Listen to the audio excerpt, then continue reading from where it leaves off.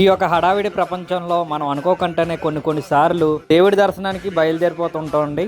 అలాగే మేము కూడా వెళ్ళామండి. మేము వెళ్తున్న దారిలోని లంకిలిపాలెం నుంచి ఒక 3 కిలోమీటర్ల దూరం ఒక రైట్ సైడ్లో ఒక టిఫిన్ షాప్ దగ్గర చాలామంది జనం ఉండగా మాకు కూడా ఆకలి వేసి అక్కడ దగ్గర స్టాప్ చేసి మేమైతే టిఫిన్ టేస్ట్ చేసామండి. ఉప్మా, పెసరట్టు, ఇడ్లీ తిన్నామండి. చాలా బాగుంది చట్నీస్తో పాటు అక్కడ టేస్ట్ అయితే.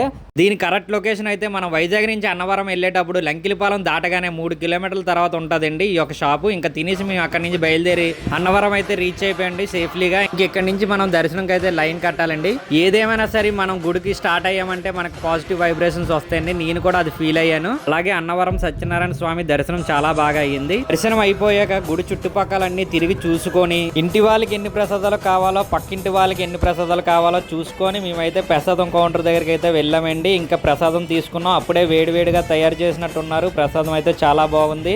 కొన్ని సార్లు అయితే ఇంట్లో చిన్నప్పుడు గొడవాడుకొని ఓన్లీ దేవుడి ప్రసాదం కోసమే అన్నవరం వచ్చేసిన రోజులు కూడా ఉన్నాయండి. ఇంకా అక్కడి నుంచి అయితే తలుపులం లోవా వెళ్ళామండి. లోవలో తలుపులం దేవి దర్శనించుకొని ఇంకా ఇంటికైతే బయలుదేరాం.